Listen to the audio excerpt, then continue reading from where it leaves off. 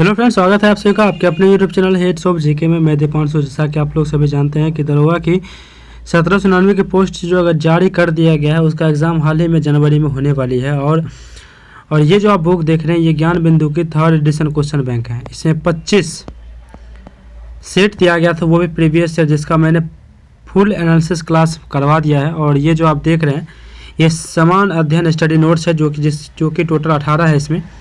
और आज हम भाग 5 देखेंगे। भाग 1 से लेकर 4 तक मैंने करवा दिया ऑलरेडी। तो चलिए शुरू करते हैं क्लास को। और ये अभी आप इतिहास देखेंगे। पहला जो हमारा पॉइंट है कि प्रमुख स्थल, नदी, स्थिति और उत्खननकर्ता मतलब कौन थे इसके। तो हड़प्पा जो है ना, हड़प्पा स्थल जो है ये रावी नदी के तट पे है। और इसकी स्थिति जो है ना, पाकिस्तान के पंजाब प्रांत का साहिवाल जिला के पास ये मतलब स्थित है। और इसके जो उत्खनन करता है तो दयाराम साहनी 1921 में, माधो स्वरूप वत्स 1926 में, व्हीलर है 1946 है। मोहनजोदारो जो कि सिंधु नदी के तट पे है बसा हुआ, पाकिस्तान के सिंध प्रांत का लड़काना जिला, यहाँ पे इसकी स्थिति यानी यहाँ पे ये पाकिस्तान के सिंध प्रांत के लड़काना जिला में। और इनके जो खोज है, राखल दास बनर्जी 1922 में तथा मेके 1927 में, और व्हीलर 1930 में। खोज कहिए या उत्खननकर्ता कहिए, यानी वहाँ के जो उत्खनन करके खोजे हैं इस स्थल को। तो राखल दास बनर्जी ने 1922 में वहाँ पे शोध किया, 1927 में मेके ने, व्हीलर ने 1930 में। चुनूदरो जो सिंधु नदी के तट पे बसा हुआ है। और इसकी स्थिति जो है अभी सिंध प्रांत पाकिस्तान, नवाब शाह जिला में। मेके ने 1925 ईस्वी में इसके मतलब उत्खनन किया था। और एन.जी. मजूमदार 1931 में। कालीबंगा जो कि घग्गर नदी पे है, बहुत पूछा गया है। राजस्थान का हनुमानगढ़ जिला। और इसके जो उत्खननकर्ता थे अमलानंद घोष से, जो कि 1951 में, बीबी लाल एवं बी के थापर 1951 में। 1961 है। कोरदीजी जो कि सिंधु नदी के तट पे बसा हुआ है। और यह आपको सिंध प्रांत का खैरपुर स्थान पे, सिंध प्रांत के खैरपुर स्थान में। फजल अहमद जो कि 1953 ईस्वी में से क्या किए थे, उत्खनन किए थे। रंगपुर जो कि मादर नदी के तट पे बसा हुआ क्षेत्र है, मतलब स्थल है। गुजरात का काठियावाड़ जिला इसकी स्थिति है। रंगनाथ राव 1953-54 के बीच मतलब इसके उत्खनन किए थे। रोपर जो कि सतलज नदी के पास है। पंजाब का रोपर जिला में। यगदत्त शर्मा 1953 से लेकर 1956 ईस्वी के बीच इनके उत्खनन किए थे। आगे आपका लोथल जो कि भगवा नदी के किनारे है। गुजरात का अहमदाबाद जिला इसकी स्थिति है। रंगनाथ राव 1954 ईस्वी में से खोज किए थे।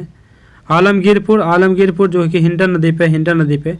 उत्तर प्रदेश का मेरठ जिला, वहाँ पे इसकी स्थिति है अभी। और यगदत्त शर्मा 1958 ईस्वी में से खोज किए थे, उत्खनन किए थे।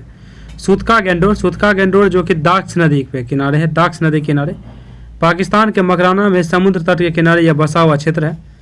यह ऑरवेल स्टैंड ने 1927 ईस्वी में इसके खोज किए थे। बनावली जो कि रंगोई नदी किनारे बसा हुआ है, हरियाणा का हिसार जिला इसकी स्थिति है। और रविंद्र सिंह बिष्ट ने 1974 ईस्वी में इसकी खोज की थी, यानी रविंद्र सिंह बिष्ट ने 1974 में इनके क्या किए थे, उत्खनन किए थे। धोलावीरा जो कि लूनी नदी किनारे बसा हुआ है, गुजरात के कच्छ जिला यानी खादिर द्वीप पर इसकी स्थिति है। जे.पी. जोशी 1967 से लेकर 1968 इसके मतलब उत्खनन किए थे। रविंद्र सिंह बिष्ट ने 1990 से लेकर 91 के बीच। सोतका को यह है ना सादीकोर के नदी किनारे बसा हुआ है, सादीकोर नदी किनारे। दा बलूचिस्तान इसकी स्थिति है अभी, प्रेजेंट के दा बलूचिस्तान। और अभी इसके उत्खननकर्ता कौन किया था, जॉर्ज डेल्स ने किया था 1962 में। विज्ञान प्रमुख नियम एवं सिद्धांत का देखते हैं। पहला क्या, न्यूटन के गति का विषयक नियम। प्रथम नियम की बात करें, यदि कोई वस्तु विरामावस्था में या गत्यावस्था में है तो उसकी अवस्था में परिवर्तन तभी होता है जब उस पर कोई बाह्य बल लगाया जाता है। वस्तुओं की यह प्रवृत्ति उनके जड़त्व के कारण ही होती है, इसलिए से क्या कहते हैं, तो जड़त्व का नियम कहते हैं। न्यूटन के प्रथम नियम को हम जरूरत का नियम भी कहते हैं। प्रथम नियम को गैलीलियो का नियम या जरूरत का नियम भी कहते हैं। बाह्य बल के अभाव में किसी वस्तु की अपनी विरामावस्था या समान गति की अवस्था को बनाए रखने की प्रवृत्ति को जड़त्व कहते हैं। क्या कहते हैं? तो जड़त्व कहते हैं। किसी वस्तु के जड़त्व को उसके द्रव्यमान के द्वारा मापा जा सकता है। द्रव्यमान के द्वारा प्रथम नियम से बल की परिभाषा मिलती है, याद रखिएगा। अब आते हैं जड़त्व के कुछ उदाहरण की बात करें। कंबल को हाथ से पकड़कर नड्डे से पीटने पर धूल के कण क्या होते हैं? झड़कर गिर जाता है। चलते हुए मोटर कार से अचानक रुकने पर उनसे बैठे यात्री आगे की ओर झुक जाते हैं। ठहरी हुई मोटर या रेलगाड़ी का अचानक चल पड़ने से उससे बैठे यात्री पीछे की ओर क्या होते हैं? तो झुक जाते हैं। पेड़ की शाखाओं को जोर से हिलाने पर उसमें लगे हुए फल जो होते हैं ना, टूटकर गिर जाते हैं। ये सब आपका उदाहरण पहला नियम का, याद रखिएगा। उसके बाद आता है आपका द्वितीय नियम। यदि किसी वस्तु पर कोई बाह्य बल आरोपित होता है, बाह्य बल यानी बाहरी का बल, तो उस वस्तु में बल की दिशा में उत्पन्न त्वरण आरोपित बल के समानुपाती होती है तथा वस्तु के द्रव्यमान के व्युत्क्रमानुपाती होता है। इसे हम निम्न सूत्र से प्रदर्शित कर सकते हैं। कौन? तो F बराबर m, यानी बल बराबर द्रव्यमान इंटू त्वरण। न्यूटन के दूसरे नियम से बल का व्यंजक प्राप्त होता है, दूसरे नियम से। तृतीय नियम की बात करें, यदि कोई वस्तु किसी वस्तु पर बल लगाती है तो दूसरी वस्तु भी पहली वस्तु पर उतना ही बल विपरीत दिशा में लगाती है। इस क्रिया प्रतिक्रिया का नियम कहते हैं। इसे क्या कहते हैं? क्रिया प्रतिक्रिया का नियम कहते हैं, क्रिया प्रतिक्रिया। अब एग्जाम्पल देखते हैं कि हम अपने भार का जो अनुभव करते हैं, वो भी प्रतिक्रिया बल का ही उदाहरण है। नाव को जल में चलाने के लिए चप्पू से जल को पीछे की ओर धकेला जाता है। रॉकेट को उड़ाने में बंदूक से गोली चलाने पर चलाने वाले को पीछा की ओर धक्का लगाना। अब आते संवेग संरक्षण नियम। यदि दो या दो से अधिक वस्तु के संकाय पर कोई बाह्य कार्य न करे तो संकाय का संयुक्त संवेग क्या होगा? तो अपरिवर्तित रहता है। इस संवेग संरक्षण नियम भी कहते हैं। इसे क्या कहते हैं? इसे ही संवेग संरक्षण नियम भी कहते हैं। यदि दो या दो से अधिक वस्तु के संकाय पर कोई बाह्य कार्य ना करे, मतलब बाह्य कोई काम ना हो, तो संकाय का संयुक्त संवेग क्या होता है? तो अपरिवर्तित रहता है। इसे संवेग संरक्षण का नियम कहते हैं। एग्जाम्पल देखते हैं। यदि दो वस्तु m1 और m2 द्रव्यमान की हो तो u1 और u2 वेग से गति करते हुए आपस से टकराती है तो उसे उनके वेग क्रमशः v1 व v2 हो जाते हैं। तो इसी दशा में टक्कर पूर्व निकाय का संवेग m1 v1 और m2 u2 टक्कर के बाद निकाय का संवेग m1 v1 plus m2 v2 के बराबर होता है। ग्रहों की गति संबंधित केपलर का नियम की बात करें तो प्रत्येक ग्रह सूर्य के चारों ओर दीर्घवृत्ताकार कक्षा में परिक्रमा करता है तथा सूर्य ग्रह के कक्षा में एक फोकस बिंदु पर स्थित होता है। प्रत्येक ग्रह का क्षेत्रीय वेग जो है ना नियत रहता है। क्या होता है क्षेत्रीय वेग? तो नियत रहता है। इसका प्रभाव यह होता है कि जब ग्रह सूर्य के निकट होता है, ग्रह क्या होता है? जब सूर्य के निकट होता है तो उसका वेग क्या होता है? बढ़ जाता है, याद रखिएगा। और जब वह दूर होता है तो वेग कम हो जाते हैं। सूर्य के चारों ओर ग्रह एक चक्कर जितना समय में लगाती है उसे उसका परिक्रमण काल टी कहते हैं। परिक्रमण काल का वर्ग टी स्क्वायर ग्रह की सूर्य की औसत दूरी r के घन r³ के अनुकरणुपाती होता है, अर्थात T square directly proportional to r³। द्रव में दाब के नियम की बात करें। द्रव में दाब के नियम तो पहला है कि स्थिर द्रव एक ही क्षैतिज तल में स्थित सभी बिंदुओं पर दाब समान होता है। स्थिर द्रव के भीतर किसी बिंदु पर दाब प्रत्येक दिशा में बराबर होता है। द्रव के भीतर किसी बिंदु पर दाब स्वतंत्र तेल से बिंदु की गहराई का अनुक्रमानुपाती होता है। किसी बिंदु पर द्रव का दाब द्रव के घनत्व पर निर्भर करता है। घनत्व अधिक होने पर दाब भी क्या होता है? अधिक होता है। द्रव संबंधित पास्कल के नियम की बात करें तो पास्कल के नियम का प्रथम नियम क्या कहता है? यदि गुरुत्वीय प्रभाव को नगण्य माना जाए, यानी नगण्य मान ले, 0 मान ले, तो संतुलन की अवस्था में द्रव के भीतर प्रत्येक बिंदु पर दबाव क्या होता है? समान होता है। पास्कल के नियम का द्वितीय कथन कहता है कि किसी बर्तन में बंद द्रव के किसी भाग पर आरोपित बल द्रव द्वारा सभी दिशाओं में समान परिणाम में संचरित कर दिया जाता है। क्या होता है? तो समान परिणाम में संचरित कर दिया जाता है। पास्कल के नियम पर आधारित कुछ यंत्र की बात करें तो hydraulic lift, hydrochloric press, hydrochloric brake आदि ये सब होता है। प्लवन के नियम की बात करें तो संतुलित अवस्था में तैरने पर वस्तु अपने भार के बराबर द्रव विस्थापित करता है। प्लवन में क्या करता है, संतुलित अवस्था में तैरने पर वस्तु अपने भार के बराबर क्या करता है, तो द्रव को विस्थापित कर देता है। ठोस का गुरुत्व केंद्र तथा हटाए गए द्रव का गुरुत्व केंद्र दोनों एक ही ऊर्ध्वाधर रेखा में होने चाहिए। आर्किमिडीज का सिद्धांत क्या कहता है, जब कोई वस्तु किसी द्रव में पूरी या आंशिक रूप से डूबी जाती है तो उसके भार में कमी या आभास होता है। भार में यह आभासी कमी वस्तु द्वारा हटाए गए द्रव के भार की क्या होता है, तो बराबर होता है। आघूर्णों का सिद्धांत, यदि किसी पिंड पर बहुत से बल आरोपित हो तो उनके किसी अक्ष के परित घुमाने की प्रवृत्ति रखते हो तो यह पिंड स्थिर अवस्था में रहे तो घूर्णन गति के लिए यह पिंड असंतुलन की अवस्था में होता है। आघूर्ण का सिद्धांत क्या कहता है कि यदि किसी पिंड पर बहुत से बल आरोपित हो जो उनके किसी अक्ष के परित घुमाने की प्रवृत्ति रखती हो तो वह पिंड स्थिर अवस्था में रहे तो घूर्णन गति के लिए वह पिंड संतुलन की अवस्था में होता है। अर्थात उन सभी बलों का उस अक्ष के परित आघूर्णों का बीजीय योग जो है एल्जेब्रिक सम क्या होगा, तो शून्य होता है। अर्थात वामवर्ती आघूर्णों का योग दक्षिणावर्ती यानी क्लॉक वाइज यानी आघूर्णों के योग के बराबर होता है। हुक का नियम है। हुक का नियम क्या कहता है कि प्रत्यास्था की सीमा में किसी वस्तु में उत्पन्न विकृति उस पर लगाए गए प्रतिबल के अनुकरणानुपाती होता है। प्रत्यास्था की सीमा में किसी वस्तु में उत्पन्न विकृति पर उस पर लगाए गए प्रतिबल के अनुक्रमानुपाती होता है। अर्थात प्रतिबल डायरेक्टली प्रोपोर्शनल टू विकृति, प्रतिबल बटा विकृति अर्थात ई एक नियतांक प्रत्यास्था का गुणांक। ऊर्जा संरक्षण का नियम क्या कहता है कि ऊर्जा का विनाश नहीं होता है बल्कि एक प्रकार की ऊर्जा का दूसरे प्रकार की ऊर्जा में रूपांतरित होता है। ऊर्जा का संपूर्ण परिणाम सदैव स्थिर बना रहता है, जैसे कि हथौड़े से कील ठोकने पर हथौड़े की ऊर्जा का कुछ अंश ऊष्मा में बदल जाता है तो कुछ कील की गतिज ऊर्जा में, कुछ ध्वनि ऊर्जा में और कुछ अन्य ऊर्जा में बदल जाता है।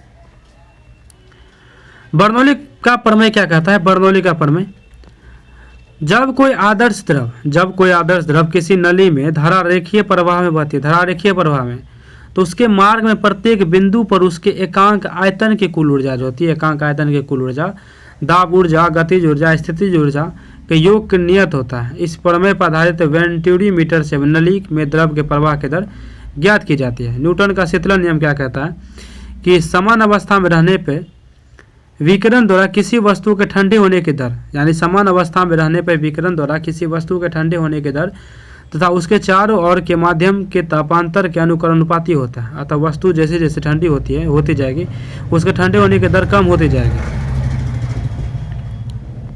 अब आते हैं किरचॉफ का नियम। इसके अनुसार अच्छे अवशोषक का क्या होता है, तो अच्छे उत्सर्जक होते हैं। किरचॉफ कहता है कि अंधेरे कमरे में यदि एक काली और एक सफ़ेद वस्तु को समान ताप पर गर्म करके रखा जाए तो काली वस्तु अधिक विकिरण उत्सर्जन करेगी, अतः काली वस्तु अंधेरे में अधिक चमकेगी। स्टीफन का नियम,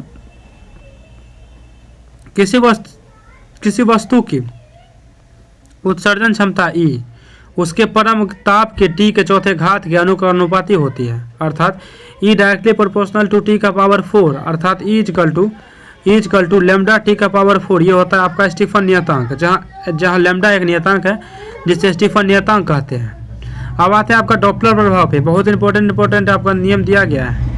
जब किसी ध्वनि स्रोत एवं श्रोता के बीच आपेक्षिक गति होती है, क्या होती है, आपेक्षिक गति होती है, तो श्रोता को ध्वनि की आवृत्ति उसकी वास्तविक आवृत्ति से अलग सुनाई पड़ती है, उसके वास्तविक आवृत्ति से अलग सुनाई पड़ती है। इसे क्या कहते हैं, तो डॉपलर प्रभाव कहते हैं। ऊष्मागतिकी का प्रथम नियम, ऊष्मागतिकी का प्रथम नियम मुख्यतः ऊर्जा संरक्षण को प्रदर्शित करता है। इस नियम के अनुसार किसी निकाय की दी जाने वाली ऊष्मा दो प्रकार के कार्यों में व्यय होती है। निकाय की आंतरिक ऊर्जा में वृद्धि करने में, जिससे निकाय का ताप बढ़ता है, बाह्य कार्य करने में। ऊष्मागतिकी का प्रथम नियम जो है दो प्रकार के कार्यों में व्यय होती है। पहला एक निकाय की आंतरिक ऊर्जा में वृद्धि करने में, जिससे निकाय का ताप बढ़ता है, दूसरा बाह्य कार्य करने में। ऊष्मागतिकी का द्वितीय नियम क्या कहता है कि ऊष्मागतिकी का प्रथम नियम ऊष्मा के प्रवाहित होने की दिशा नहीं बताता। ऊष्मागतिकी का द्वितीय नियम ऊष्मा के प्रभावित होने की दिशा को व्यक्त करता है। इस नियम को दो कथन के रूप में व्यक्त किया जाता है जो निम्न है। एक, पहला केल्विन के कथन के अनुसार ऊष्मा का पूर्णतया कार्य में परिवर्तन और असंभव है।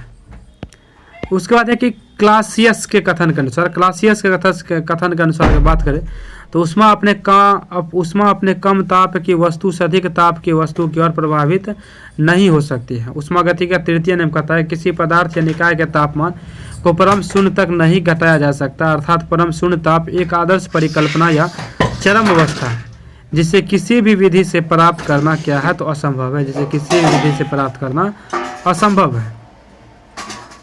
आदर्श गैस का ज्ञात्मक सिद्धांत, आदर्श गैस का ज्ञात्मक सिद्धांत, गैस के सभी अणु एक जैसे दृढ़ व अति सूक्ष्म गोलाकार कण होते हैं। गैस के अणु निरंतर अनियत चलते रहते हैं, तथापि किसी स्थान पर अणु की संख्या अणुओं की संख्या जो है निश्चित रहती है। तीसरा है कि गैस के अणुओं के बीच आकर्षण अथवा प्रतिकर्षण बल कार्य नहीं करता है। क्या होता है कि गैस के अणुओं के बीच आकर्षण अथवा प्रतिकर्षण बल कार्य नहीं करता है।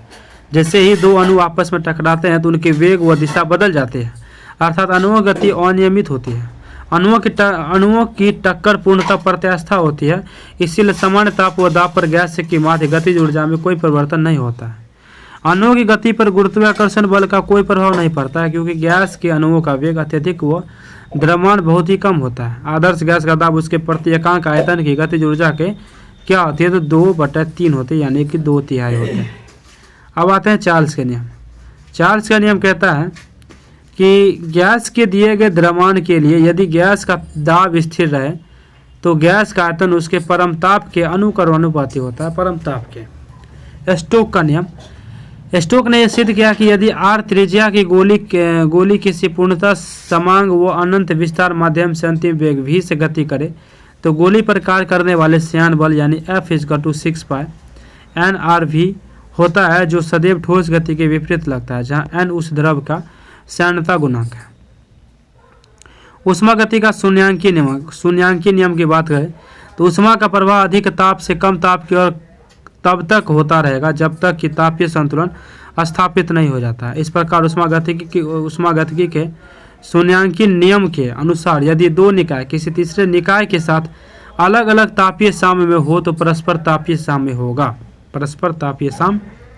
होगा। वैद्युतीय चुंबकीय सिद्धांत की बात करें तो प्रकाश तरंगें निर्वात में कैसे संचरित हो सकती है। प्रकाश तरंगें जो है निर्वात में कैसे संचरित हो सकती है, इसकी व्याख्या जेम्स क्लार्क मैक्सवेल स्कॉटलैंड द्वारा प्रकाश संबंधी प्रसिद्ध वैद्युतीय चुंबकीय सिद्धांत प्रस्तुत करने पर हो पाई है। मैक्सवेल के अनुसार प्रकाश तरंग परिवर्तनशील विद्युतीय तथा चुंबकीय क्षेत्रों से संबंध है। मैक्सवेल के अनुसार परिवर्तनशील विद्युत क्षेत्र समय तथा द्विक स्थान आकाश में परिवर्तनशील चुंबकीय क्षेत्र उत्पन्न करता है। क्या करता है तो परिवर्तनशील चुंबकीय क्षेत्र उत्पन्न करता है तथा परिवर्तनशील चुंबकीय क्षेत्र समय तथा द्विक स्थान में परिवर्तनशील विद्युतीय क्षेत्र में उत्पन्न करता है। परिवर्तनशील विद्युतीय तथा चुंबकीय क्षेत्र निर्वात में भी विद्युतीय चुंबकीय तरंग प्रकाश तरंगों का संचरण कर सकते हैं। प्रकाश का विद्युतीय चुंबकीय तरंग सिद्धांत प्रकाश के केवल कुछ गुणों की व्याख्या कर पाता है। प्रकाश केवल कुछ ही गुणों का, जैसे प्रकाश का परिवर्तन, प्रकाश का अपवर्तन, प्रकाश का सीधी रेखा में गमन, प्रकाश तरंग अनुप्रस्थ होती है। प्रकाश कैसी तरंग होती है ये याद रखिएगा आपको, अनुप्रस्थ होती है प्रकाश की तरंग। प्रकाश का फोटोन सिद्धांत, इसके अनुसार प्रकाश ऊर्जा के छोटे छोटे बंडलों या पैकेटों के रूप में चलता है, जिन्हें क्या कहते हैं फोटोन कहते हैं। क्या कहते हैं तो फोटोन कहते हैं। प्रकाश विद्युतीय प्रभाव की बात करें तो जब कोई पदार्थ धातु, अधातु, ठोस, द्रव एवं गैस किसी विद्युतीय चुंबकीय विकिरण जैसे कि एक्सरे, दृश्य प्रकाश आदि से ऊर्जा शोषित करने के बाद इलेक्ट्रॉन उत्सर्जित करता है, इसे प्रकाश विद्युतीय प्रभाव कहते हैं। इस क्रिया में जो इलेक्ट्रॉन निकलते हैं उसे प्रकाश इलेक्ट्रॉन कहते हैं। सन 1887 ईस्वी में H. हर्ट्ज ने यह प्रयोग किया था। कौन कहते थे? H. हर्ट्ज ने इसका प्रयोग किया था। प्रकाश विद्युतीय प्रभाव एवं क्रॉम्पटन सिद्धांत की व्याख्या आइंस्टाइन द्वारा प्रतिपादित प्रकाशों के फोटोन सिद्धांत द्वारा की जाती है। प्रकाश के क्या कहते हैं प्रकाश विद्युतीय प्रभाव एवं क्रॉम्पटन सिद्धांत की व्याख्या आइंस्टाइन द्वारा प्रतिपादित प्रकाश के फोटोन सिद्धांत द्वारा की जाती है। प्रकाश का परावर्तन की बात करें तो किसी वस्तु या किसी अवरोध से टकराकर वापस लौटने की घटना को परावर्तक कहते हैं। क्या कहते हैं? परावर्तक कहते हैं। प्रकाश ही परावर्तक गुण रखता है। जब प्रकाश किसी तल से टकराता है तो इसका कुछ भाग वापस लौट आता है, इसे ही प्रकाश का क्या कहते हैं? इसे ही प्रकाश का परावर्तक कहते हैं। सतह जिस पर प्रकाश आपतित होता है, जितना ही चिकना पॉलिशदार व घना होता है, प्रकाश उतना ही अधिक भाग परावर्तित करता है, यानी कि होता है, रिफ्लेक्ट का होता है। परावर्तक दक्षता को एल्बिडो कहते हैं तथा बर्फ को एल्बिडी तथा वनों एवं मैदानों का ये क्या होता है तो निम्न होता है इसमें। परावर्तक के नियम की बात करें, परावर्तन के दो नियम है। पहला कि आपतित किरण आपतन बिंदु अभिलंब तथा परावर्तित किरण तीनों एक ही तल में होते हैं, सभी एक ही तल में होते हैं। दूसरा कि परावर्तन कोण सदैव आपतन कोण के क्या होता था बराबर होता है, अर्थात कोण I इक्वल टू कोण R। ये आपको 10th में ही पढ़े होंगे, आप फिगर देख सकते हैं। आपतन कोण, आप परावर्तन कोण, आपतित किरण आपको हो गया आपतित किरण, परावर्तित किरण, आपतन कोण, परावर्तन कोण। अब हम बात करते हैं ओम का नियम, जो कि बहुत इंपॉर्टेंट है। स्थिर ताप पर किसी चालक में प्रवाहित होने वाली विद्युत धारा I चालक के सिरे के बीच विभवांतर V के समानुपाती होती है। इसे ही ओम का नियम कहते हैं। इस नियम का प्रयोग किसी भी चालक में प्रवाहित धारा एवं विभवांतर में संबंध अनुपात ज्ञात करने में किया जाता है। विभवांतर V व धारा I के अनुपात का मान चालक के आकार के लंबाई व अनुप्रस्थ का क्षेत्रफल, पदार्थ तथा ताप पर निर्भर करता है। इस अनुपात को चालक का विद्युत प्रतिरोध R कहते हैं, अर्थात V/I इक्वल टू R नियतांक है। कूलॉम के नियम की अगर बात करें तो दो आवेशों के बीच आकर्षण अथवा प्रतिकर्षण का बल उनके आवेशों के गुणनफल का अनुक्रमानुपाती होता है। इस नियम के अनुसार दो आवेश Q1 तथा Q2 के बीच लगने वाले क्या कहते हैं बल F उन आवेशों के परिणाम के गुणनफल के अनुपाती और उनके बीच की दूरी R के वर्ग के व्युत्क्रमानुपाती होता है, अर्थात F क्या हो जाएगा तो कूलॉम का नियम का फॉर्मूला होता है F equal to K Q1 Q2 by R square. Faraday के विद्युत अपघटन के नियम की अगर बात करें तो फेराडे के प्रथम नियम में क्या कहा गया कि प्रथम नियम कहता है कि विद्युत अपघटन की क्रिया में इलेक्ट्रोड पर मुक्त हुए तत्व का द्रव्यमान विद्युत अपघटन में प्रवाहित विद्युत की मात्रा के अनुक्रमानुपाती होता है। द्वितीय नियम कहता है कि विद्युत अपघटन में उसी विद्युत की मात्रा में मुक्त हुए विभिन्न तत्वों के द्रव्यमान उनके रासायनिक तुल्यांकों के अनुक्रमानुपाती होता है। मैक्सवेल का दक्षिण हस्त नियम कहता है कि यदि धारावाही तार के दाएं हाथ की मुट्ठी में इस प्रकार पकड़ा जाए कि अंगूठा धारा की दिशा की ओर संकेत करता हो तो हाथ की अन्य अंगुलियों का मुड़ाव चुंबकीय क्षेत्र की दिशा में व्यक्त करेगी। फ्लेमिंग का वाम हस्त नियम, यदि बाएं हाथ का अंगूठा तर्जनी, मध्यमा और परस्पर लंबवत रखा जाए तो तर्जनी चुंबकीय क्षेत्र की दिशा व्यक्त करे और अंगूठा गति की दिशा में हो और मध्यमा प्रेरित धारा की दिशा को संकेत करेगी। क्या करेगी? प्रेरित धारा की दिशा को संकेत करेगी।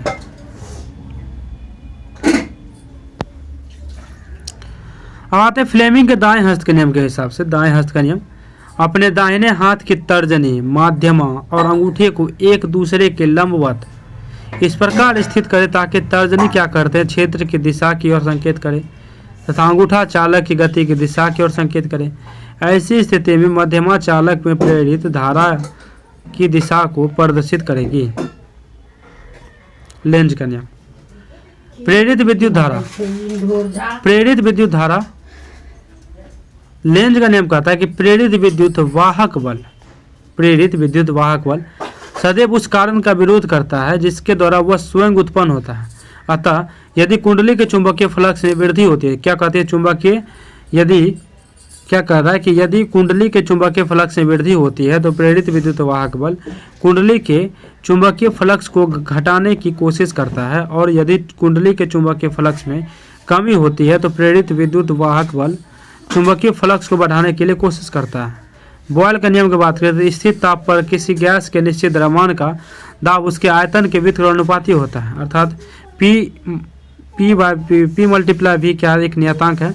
न्यूटन का सार्वत्रिक गुरुत्वाकर्षण का नियम क्या कहता है कि ब्रह्मांड में प्रत्येक पिंड दूसरे पिंड को अपनी ओर आकर्षित करता है, अतः किन्हीं दो पिंडों के बीच कार्य करने वाला यह आकर्षण बल उन पिंडों के द्रव्यमान के गुणनफल के अनुक्रमानुपाती तथा उनके बीच के दूरी के वर्ग के क्या होता है तो व्युत्क्रमानुपाती होता है। न्यूटन का सार्वत्रिक गुरुत्वाकर्षण का नियम क्या कहता है कि इसके जो है ना द्रव्यमान के गुणनफल के अनुक्रमानुपाती तथा बीच के दूरी के वर्ग के व्युत्क्रमानुपाती होता है, अर्थात F=G(m1m2/r²). और एक इम्पोर्टेंट और है आपका भी है, केपलर का नियम। प्रत्येक ग्रह सूर्य के चारों ओर एक दीर्घवृत्ताकार कक्षा में परिक्रमा करता है, ये हमेशा याद रखिएगा, दीर्घवृत्ताकार, तथा सूर्य कक्षा के एक फोकस पर होता है। ग्रह का क्षेत्रीय वेग क्या रहता है, इसमें नियत रहता है। ग्रह के परिक्रमण काल का वर्ग उसकी सूर्य के माध्यमान दूरी के तृतीय घात अथवा घन के अनुक्रमानुपाती होता है, अर्थात T² directly proportional to R3। Avogadro का नियम क्या कहता है कि समान ताप और दाब पर सभी गैस समान आयतन में अणुओं की संख्या भी समान होती है, अर्थात V directly proportional to N। स्थिर ताप और दाब पर जहां N ज्ञात है गैसों के अणुओं की संख्या तथा V आयतन सामान्य ताप एवं दाब पर विभिन्न गैसों के 1 ग्राम अणु के आयतन यानी 22.4 लीटर होता है, तथा इस 22.4 लीटर में 6.02 इंटू 10⁻23 अणु होते हैं। यही संख्या एवोगाड्रो संख्या कहलाती है। पाउली का वर्जक नियम क्या कहता है, तो इसके अनुसार एक दिए गए परमाणु में कहीं 2 इलेक्ट्रॉन के लिए चारों ओर क्वांटम संख्याओं का मान समान नहीं हो सकता है, अर्थात यदि 2 इलेक्ट्रॉन के N, L और M के मान एक ही हो तो उनका चक्रण क्या होगा, तो चक्रण विपरीत हो जाएगा। हुंड का अधिकतम बहुलता का नियम क्या कहता है, तो इसके अनुसार इलेक्ट्रॉन तब तक युग्मित नहीं होते हैं, इलेक्ट्रॉन तब तक युग्मित नहीं होते हैं जब तक कि रिक्त कक्षक पर्याप्त है, अर्थात जब तक संभव है इलेक्ट्रॉन अयुग्मित रहते हैं। हाइजेनबर्ग का अनिश्चितता का सिद्धांत क्या कहता है, तो इसके अनुसार किसी कण की स्थिति और संवेग का एक यथार्थ निर्धारण संभव है। अफवाह का नियम कहता है कि यह इस नियम द्वारा तत्वों के इलेक्ट्रॉनिक विन्यास लिखने के लिए विभिन्न परमाणु कक्षकों की ऊर्जा बढ़ाने का क्रम इस प्रकार है: 1s 2s 2p 3s 3p 4s 3d 4p 5s 4d 4p 6x 4f 5d and 6p and 7s। गुणित अनुपात का नियम क्या कहता है, तो इससे डाल्टन ने 1803 ईस्वी में प्रतिपादित किया। इसके अनुसार जब 2 तत्व परस्पर संयोग करके 2 या 2 से अधिक यौगिक बनाते हैं तब तक तत्व की भिन्न मात्राएं जो दूसरे तत्व की निश्चित मात्रा से संयोग करती है परस्पर सरल अनुपात में होती है। नाइट्रोजन ऑक्सीजन के साथ 5 ऑक्साइड बनाता है, नाइट्रोजन जो ऑक्सीजन के साथ 5 ऑक्साइड बनाता है। Oxide N2O, N2O2, N2O3, N2O4, N2O5, N2 14 अनुपात, इसमें अनुपात है 14:8, 14:16, 14:24, 14:32 और 14:40। गेलुसाक का नियम क्या कहता है कि दाब ताप संबंधित यह नियम है, आपका किससे संबंधित है, तो दाब और ताप से संबंधित है, प्रेशर एंड टेम्परेचर। स्थिर आयतन पर किसी निश्चित मात्रा वाली गैस का दाब, स्थिर आयतन पर किसी निश्चित मात्रा वाली गैस का दाब उसके परमताप के समानुपाती होता है, परमताप के। P डायरेक्टली प्रोपोर्शनल टू 2 या अर्थात P/T एक नियतांक। रासायनिक संयोजन के नियम लेवाइसियर एवं प्राउस्ट ने कई प्रयोग के पश्चात रासायनिक के निम्नलिखित 2 नियम प्रतिपादन किए थे। निम्नलिखित 2 नियम, पहला कि द्रव्यमान संरक्षण का नियम। इस नियम के अनुसार किसी रासायनिक अभिक्रिया में द्रव्यमान का ना तो सृजन किया जा सकता है, मतलब ना सृजन किया जा सकता है और ना ही विनाश। स्थिर अनुपात का नियम क्या कहता है, यह नियमानुसार किसी भी यौगिक में तत्व सदैव एक निश्चित द्रव्यमान के अनुपात में विद्यमान होता है। डाल्टन के परमाणु सिद्धांत की बात करें, डाल्टन का परमाणु सिद्धांत रासायनिक संयोजन के नियमों पर आधारित था। मतलब डाल्टन का परमाणु सिद्धांत जो है ना रासायनिक संयोजन के नियमों पर आधारित था। इस सिद्धांत ने द्रव्यमान संरक्षण के नियम और स्थिर अनुपात के नियम भी युक्ति संगत व्याख्या की। इस सिद्धांत के अनुसार सभी द्रव सूक्ष्म कणों से बने होते हैं जिन्हें परमाणु कहते हैं। डाल्टन के सिद्धांत की विवेचना निम्न प्रकार से की जा सकती है: सभी द्रव परमाणु से निर्मित होते हैं। परमाणु अविभाज्य एवं सूक्ष्मतम कण के होते हैं जो रासायनिक अभिक्रिया में ना तो सृजित होते हैं और ना ही उनका विनाश होता है। दिए गए तत्व के सही परमाणु के द्रव्यमान एवं रासायनिक गुणधर्म के आवश्यक समान होते हैं। भिन्न भिन्न तत्वों के परमाणुओं के द्रव्यमान एवं रासायनिक गुणधर्म क्या होते हैं, भिन्न भिन्न होते हैं। आगे आपका कि किसी भी यौगिक में परमाणुओं की सापेक्ष संख्या एवं प्रकार क्या होता है, तो निश्चित ही होती है। क्या होती है, तो निश्चित होती है। इसके बाद है कि यद्यपि डाल्टन का परमाणु सिद्धांत आज पूर्णतः सत्य नहीं माना जाता, फिर भी रासायनिक संयोजन के नियमों की सफल व्याख्या कर इस सिद्धांत ने परमाणु के अस्तित्व को वैज्ञानिक तौर पर सिद्ध किया। क्या क्या वैज्ञानिक तौर पर सिद्ध किया है। बोरबड़ी नियम का क्या कहता है, बोरबड़ी नियम किसी कक्षा में उपस्थित अधिकतम इलेक्ट्रॉन की संख्या का सूत्र 2n² से दर्शाया जाता है, जहाँ n कक्षा की संख्या या ऊर्जा स्तर है। सबसे बाहरी कक्षा में इलेक्ट्रॉन की अधिकतम संख्या 8 हो सकती है। किसी परमाणु के 2 कक्षा में इलेक्ट्रॉन तब तक स्थान नहीं लेता है जब तक कि उससे पहले वाले भीतरी कक्षा पूर्णतः भर नहीं जाते। इससे स्पष्ट होता है कि कक्षा एक क्रमानुसार भरती है। मेंडलीफ का आवर्त नियम कहता है कि मेंडलीफ का आवर्त नियम के अनुसार तत्वों का भौतिक एवं रासायनिक गुण उनके परमाणु भारों के आवर्त फलन होते हैं। तो उनके परमाणु भारों क्या होते हैं? तो आवर्त फलन होते हैं।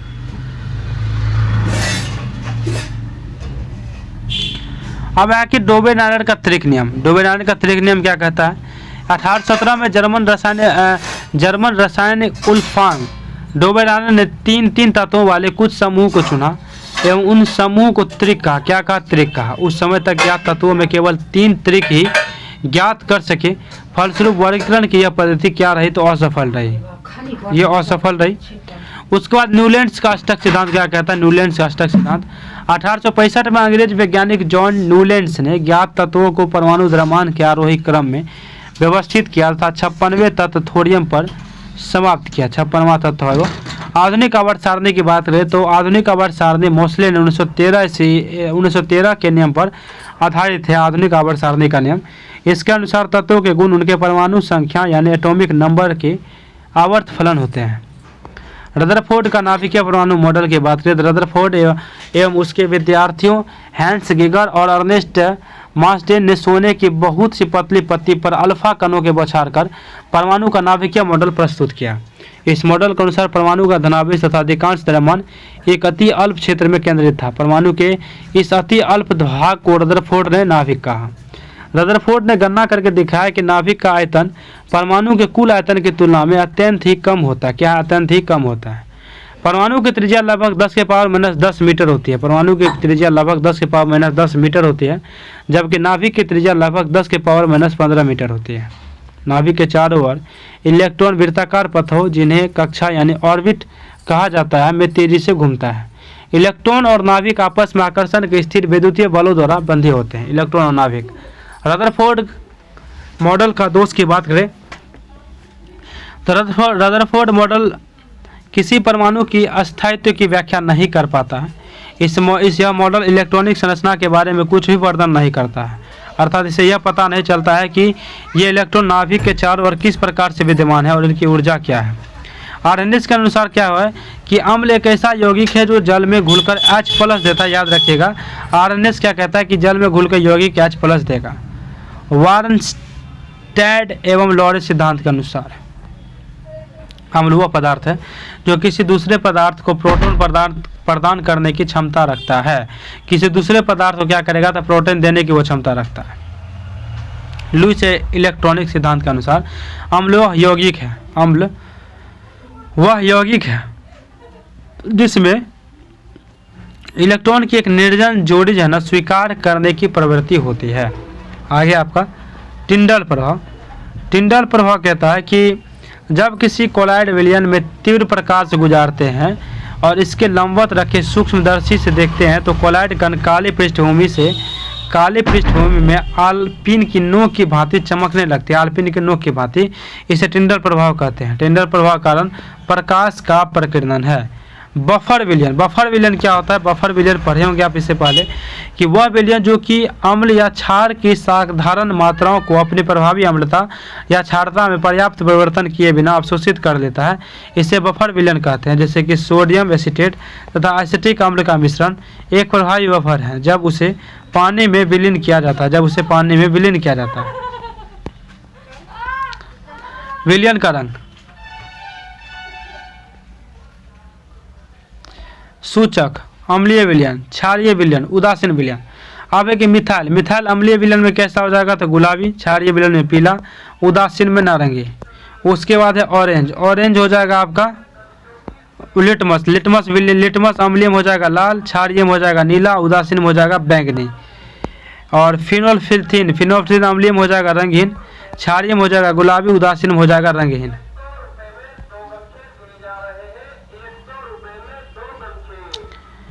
इसके बाद जो आपका है जैव विकास के सिद्धांत की अगर बात करें तो जैव विकास के संबंध में अनेक सिद्धांत प्रतिपादित किए गए हैं जैव विकास के संबंध में, जिन्हें लेमार्कवाद, डार्विनवाद एवं उत्परिवर्तनवाद ही प्रमुख हैं। लेमार्कवाद की बात करें तो लेमार्कवाद का सिद्धांत 1809 ईस्वी में उनकी पुस्तक फिलोसफिक जूलॉजिक में प्रकाशित हुआ। इस सिद्धांत के अनुसार जीवों में उनके अंगों में सतत बड़े होते रहने की प्राकृतिक प्रवृत्ति होती है। इन जीवों पर वातावरणीय परिवर्तन का सीधा प्रभाव पड़ता है। इसके कारण जीवों में विभिन्न अंगों का उपयोग घटता बढ़ता रहता है। अधिक उपयोग में आने वाले अंगों का विकास अधिक एवं कम उपयोग में आने वाले अंगों का विकास कम होने लगता है। इसे ही क्या कहते हैं, तो अंतों के कम के अधिक उपभोग का सिद्धांत भी कहते हैं, अंतरों। इस प्रकार के जीवों द्वारा उपार्जित लक्षण की वंशानुगति होती है, जिसके फलस्वरूप नई नई जातियां बन जाती है। उदाहरण, जिराफ की गर्दन का लंबा होना। अब आते डार्विनवाद कहते हैं कि जो जैव विकास के संबंध में डार्विनवाद सर्वाधिक प्रसिद्ध है। डार्विन को पूर्वावशेष का महानतम अन्वेषक कहा जाता है तथा क्या है कि चार्ल्स डार्विन 1809 से लेकर 1882 ईस्वी के बीच ने 1831 ईस्वी में बीगल नामक विश्व सर्वेक्षण जहाज पर पूरे विश्व का भ्रमण किया। डार्विनवाद के अनुसार सभी जीवों में प्रचुर संतानोत्पत्ति की क्षमता होती है, अतः अधिक आबादी के कारण प्रत्येक जीवों को अपनी अपनी आवश्यकताओं की पूर्ति हेतु दूसरे जीवों के जीवन पर्यंत संघर्ष करना पड़ता है। ये संघर्ष सजातीय और अंतर्जातीय तथा पर्यावरणीय होते हैं। दो सजातीय जीव आपस में बिल्कुल समान नहीं होते हैं। ये विभिन्नता इनके जनकों में वंशानुक्रम से मिलते हैं। कुछ विभिन्नताएं इन्हें जनकों से वंशानुक्रम में मिलते हैं। कुछ विभिन्नताएं जीवन संघर्ष के लिए लाभदायक होती है, जबकि कुछ अन्य हानिकारक होती है। जीवों में विभिन्नताएं वातावरणीय दशाओं के अनुकूल होने पर बहुमुखी जीवन संघर्ष में सफल होते हैं। उपयोगी विभिन्नताएं पीढ़ी दर पीढ़ी इकट्ठे होती रहती हैं, यानी जो उपयोगी है। काफ़ी समय बाद उत्पन्न जीवधारियों के लक्षण मूल जीवधारियों से इतने भिन्न हो जाते हैं कि नई जाति बन जाती है। यानी पहले क्या था कि ये जो मान लीजिए जिराफ है, ये जिराफ, इसकी पहले गर्दन छोटी हुआ करती थी, लेकिन इससे पत्तियों खाने में दिक्कत हुआ करती थी बड़े बड़े पेड़ों का, तो ये अपना अपना गर्दन ऊंचा करके पेड़ का जो है पत्तियाँ खाने लगा, पेड़ का पत्ती खाने लगा। तो नेचर ने समझा कि इससे अगर हम बड़ा गर्दन दे देंगे तो इसे खाने में दिक्कत नहीं होगी, इसलिए धीरे धीरे इसका क्या हो गया, तो बड़ा हो गया गर्दन, यानी उपयोग पे आधारित है। यानी कि अगर जिस गर्दन का ज़्यादा यूज़ किया इसलिए वो बड़ा हो गया। अब उत्परिवर्तनवाद क्या कहलाता है? यह सिद्धांत वस्तु ह्यूगो डुब्रिज द्वारा प्रतिपादित किया गया। याद रखिएगा, उत्परिवर्तनवाद का सिद्धांत किसने दिया? तो ह्यूगो डुब्रिज ने दिया था। इस सिद्धांत के 5 प्रमुख तथा निम्नवत हैं।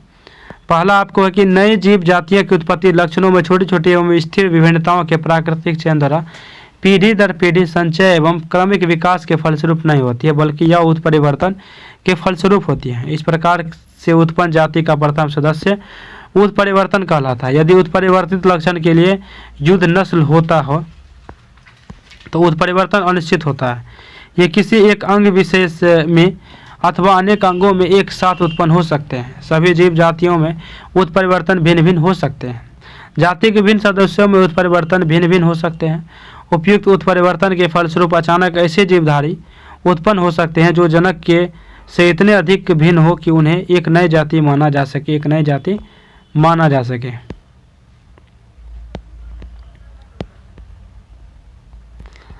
आगे आपका कि क्या कहते हैं, जो जोहान्स मेंडल के नियम।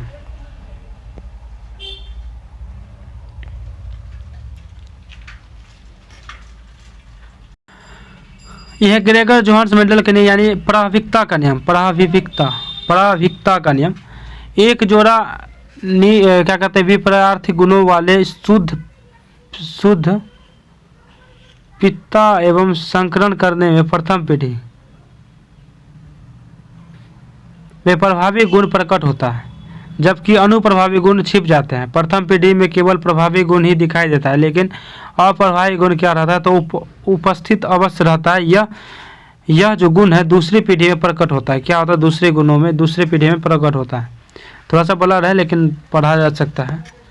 पृथक्करण का नियम क्या कहलाता है?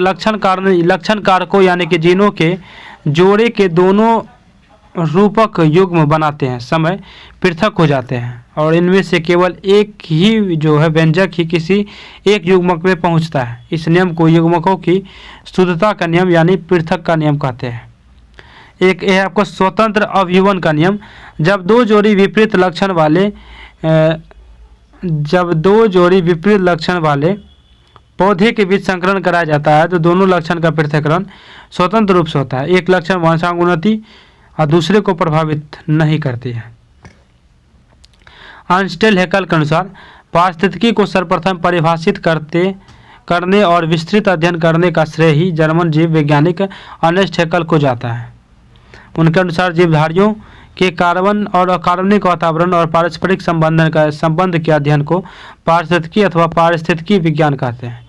ऑर्थर टेस्ले के अनुसार क्या कह रहा है कि इन्होंने पारिस्थितिकी तंत्र शब्द गढ़ा था। पारिस्थितिकी तंत्र शब्द गढ़ा था कौन? तो ऑर्थर टॉसले के अनुसार किसी भी स्थान के जीवीय समुदाय पृथ्वी के सजीव संगठनों से संबंधित के जीवों तथा उनके चारों ओर पाए जाने वाले अजीवीय वातावरण यानी पृथ्वी के निर्जीव संगठकों से संबंधित में पारस्परिक संबंध होता है और दोनों एक दूसरे पर प्रभाव डालते हैं। समुदाय के जीवों की रचना कार्य उनके वातावरण में पारस्परिक संबंध को पारिस्थितिकी तंत्र या पारितंत्र कहते हैं। यानी पारितंत्र जीवों का समुदाय साथ ही वह पर्यावरण जिसमें वे रहते हैं के बीचों का संबंध है। आर्थिक विकास सूचकांक का प्रतिपादन यानी एचडीआई क्या कहलाता है?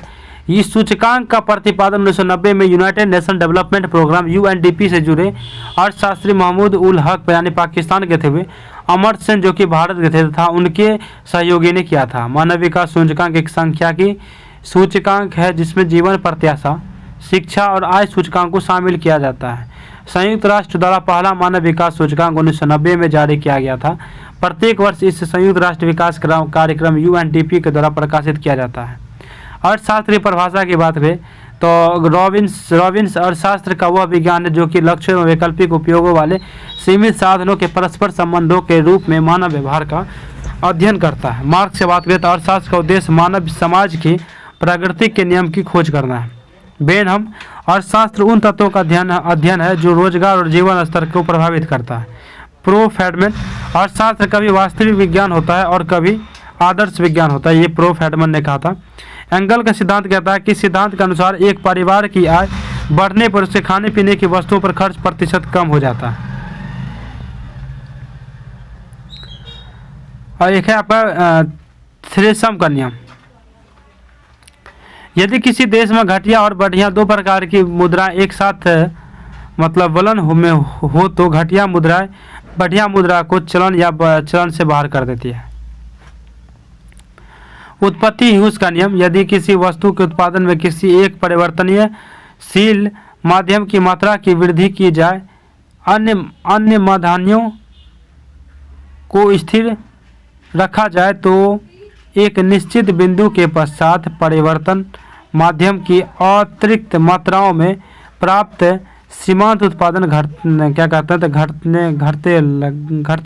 घटने लग जाता है। इसी प्रवृत्ति को अर्थशास्त्र की उत्पत्ति यानी हुइस उत्पत्ति हुराम का नियम यानी हाशमन प्रतिफल का सिद्धांत कहते हैं। परिवर्तन साधन की मात्रा में वृद्धि करने पर सीमांत उत्पादन में अनुपातिक दृष्टि से तीन प्रकार की प्रवृत्तियां देखने को मिलती है। सीमांत उत्पादन घट जाए या समान रह जाए या बढ़ जाए। आधुनिक अर्थशास्त्री इन तीन अवस्थाओं को सम्मिलित रूप से परिवर्तनशील अनुपातों का सिद्धांत कहते हैं। उत्पत्ति हास नियम का आधारित शून्य नियम है कि पहला माल्थस का जनसंख्या सिद्धांत, दूसरा रिकॉर्डों का लगान सिद्धांत एवं सीमांत उत्पादक सिद्धांत। कृषि क्षेत्र में उत्पत्ति ह्रास का नियम शीघ्रता से लागू होता है क्योंकि कृषि क्षेत्र में श्रम विभाजन का अभाव होता है। कीन्स रोजगार सिद्धांत क्या कहता है? कीन्स रोजगार सिद्धांत इन्होंने 1936 में प्रकाशित अपनी पुस्तक जनरल थ्योरी ऑफ एम्प्लॉयमेंट यानी इंटरेस्ट एंड मनी की प्रस्तावना में शेयर बाजार नियम पर घातक प्रहार किया और प्रतिष्ठित विचारधारा को अस्वीकृत करते हुए रोजगार का एक क्रमबद्ध तथा व्यवस्थित सिद्धांत प्रस्तुत किया कीन्स के अनुसार अर्थव्यवस्था में रोजगार का स्तर कुल उत्पादन की मात्रा पर निर्भर करता है। कुल उत्पादन मात्रा प्रभावपूर्ण मांग की मात्रा पर निर्भर करती है, अर्थात रोजगार की मात्रा प्रभावपूर्ण मांग पर निर्भर करती है। पूंजीवादी अर्थव्यवस्था में प्रभावपूर्ण मांग या समर्थ मांग में कमी से बेरोजगारी क्या होती है तो उत्पन्न हो जाती है। सेब का बाजार नियम क्या कहलाता है? सेब का बाजार नियम तो पूर्ति स्वयं अपनी मांग उत्पन्न करती है। पूर्ति क्या करती है तो अपनी स्वयं मांग जो उत्पन्न करती है। यह नियम वस्तु विनिमय और मुद्रा विनिमय दोनों पर लागू होता है। इसके अनुसार अर्थव्यवस्था में सामान्य अत्युत्पादन के फलस्वरूप सामान्य बेरोजगारी संभव नहीं है। कीन्स के रोजगार का तार्किक प्रारंभिक बिंदु समर्थ मांग सिद्धांत के हैं। इनके अनुसार समर्थ के निर्धारक तत्व दो है, समग्र मांग फलन ADF एवं दूसरा समग्र मूर्ति फलन ASF। किसी अर्थव्यवस्था में ASF उद्यमियों की कुल लागत तथा ADF उनकी कुल प्राप्तियों की प्रतिनिधित्व करती है। अर्थव्यवस्था में वह मांग समर्थ मांग होती है जहां अर्थव्यवस्था में रोजगार स्तर N, उत्पादन स्तर O तथा अन्य स्तर Y तीनों बराबर होती है। कीन्स के अनुसार अवसाद में किसी अर्थव्यवस्था को बाहर निकालने के लिए यह आवश्यक है कि सरकार राजकोषीय नीति का सहारा ले तथा सार्वजनिक व्यय में वृद्धि लाए। रोजगार बढ़ाने के लिए कीन्स ने लचीले मजदूरी नीति के बदले लचीली मुद्रा नीति का समर्थन किया। नकदी लेन देन सिद्धांत क्या कहलाता है तो इसका प्रतिपादन फिशर ने किया था। कौन किया था तो फिशर ने किया था। और इस सिद्धांत के अनुसार मुद्रा का परिणाम ही कीमत स्तर अथवा मुद्रा के मूल निर्धारक है। नकदी लेन देन सिद्धांत फिशर के अनुसार क्या कह रहा है? फिशर के अनुसार यदि अन्य चीजें स्थिर रहे तो ज्यों मुद्रा संचलन की मात्रा बढ़ती है त्यों तो कीमत स्तर भी क्या होती है तो कीमत स्तर भी प्रत्यक्ष अनुपात में बढ़ता है और मुद्रा का मूल्य भी घटता जाता है। विलोमशः यदि मुद्रा की मात्रा दोगुनी कर दी जाए तो कीमत स्तर भी दोगुना हो जाएगा और मुद्रा मूल्य आधा हो जाएगा। और ठीक इसके विपरीत यदि मुद्रा की मात्रा घटकर आधी हो जाए तो कीमत स्तर गिरकर आधा रह जाएगा और मुद्रा की मूल्य दोगुना हो जाएगा। सिद्धांत का प्रतिपादक की अगर बात करें तो विकास का सिद्धांत कौन दिया? दादा भाई नौरोजी ने दिया था। गरीबी का दुष्चक यानी दृष्टिकोण, प्रक्षण, बेरोजगारी सिद्धांत, संतुलित विकास का सिद्धांत, ये सब कौन देते? रैगनर नक्स ने दिया था। रैगनर नक्स ने दिया था। क्या कहते हैं? Planning and the poor VS Minhas. An इक्वेबरी into the poverty of nations, Gunnar रोडो। ठीक है। प्रबल धक्का सिद्धांत रोजिस्टिन रोडा। असंतुलित विकास सिद्धांत हर्समैन ने दिया था। Stages of economic growth Rostow ने दिया था सिद्धांत। Social welfare and collective choice के सेन ने दिया था। क्या कहते हैं? AK सेन ने दिया था। AK सेन ने दिया था। Social welfare and collective choice AK Sen ने दिया था। भुगतान सामर्थ्य दृष्टिकोण सिद्धांत एडम स्मिथ ने दिया था। इष्टतम कारारोपण का सिद्धांत आर्थर लेफर ने दिया था। वेकर का सिद्धांत किसने दिया था? वेकर का सिद्धांत दिया था केल्डार। टोबिन कर का सिद्धांत जेम्स टोबिन ने दिया था। मूल्य वर्धित कर यानी VAT का सिद्धांत प्रथम प्रतिपादक F1 सीमेंस ने दिया था। मूल्य वर्धित कर मारिस फारे और कार्ल सूप विकसित किया था। न्यूनतम त्याग का सिद्धांत JS मिल ने दिया था। जीरो बेस बजटिंग का सिद्धांत पीटर पायर ने दिया था। अधिकतम सामाजिक कल्याण का सिद्धांत डॉल्टन पीगू ने दिया था। कार्यात्मक वित्त का सिद्धांत AP लर्नर ने दिया था। कर दय क्षमता का सिद्धांत क्लार्क ने दिया था। क्षतिपूरक राजकोषीय सिद्धांत जॉन मेनार्ड कीन्स ने दिया था। ब्रह्मांड की उत्पत्ति से संबंधित मुख्य सिद्धांत निम्न है। ब्रह्मांड की उत्पत्ति से संबंधित प्रमुख सिद्धांत निम्न है। आगे की ब्रह्मांड की उत्पत्ति से संबंधित प्रमुख सिद्धांत टोलेमी ने क्या कहा? तो टोलेमी की जियोसेंट्रिक अवधारणा के अनुसार पृथ्वी ब्रह्मांड के केंद्र में है तथा सूर्य एवं अन्य ग्रह इसकी परिक्रमा करते। ये कौन कहा था? टोलेमी ने कहा था। लेकिन कोपरनिकस ने बात को काटा और कहा कि कोपरनिकस ने टोलेमी की अवधारणा को खंडन किया। हेलियोसेंट्रिक अवधारणा का प्रतिपादन किया वो, जिसके अनुसार ब्रह्मांड के केंद्र में सूर्य है तथा पृथ्वी एवं अन्य ग्रह इसकी परिक्रमा करते हैं। फलतः कोपरनिकस को आधुनिक खगोल शास्त्र का क्या कहा गया? तो जनक कहा गया। हर्शेल ने 1805 में बताया कि पृथ्वी, सूर्य एवं अन्य ग्रह की आकाशगंगा का एक अंश मात्र है। एडविन हबल ने 1920 में ने प्रमाण दिया कि ब्रह्मांड का विस्तार अभी भी जारी है, जिसको उन्होंने आकाशगंगाओं के बीच बढ़ रही दूरी के आधार पर सिद्ध किया। ब्रह्मांड की उत्पत्ति की बात करें तो ब्रह्मांड की उत्पत्ति के विषय में 4 सिद्धांत प्रमुख है, जिसे बिग बैंग सिद्धांत सर्वाधिक प्रचलित एवं मान्य है।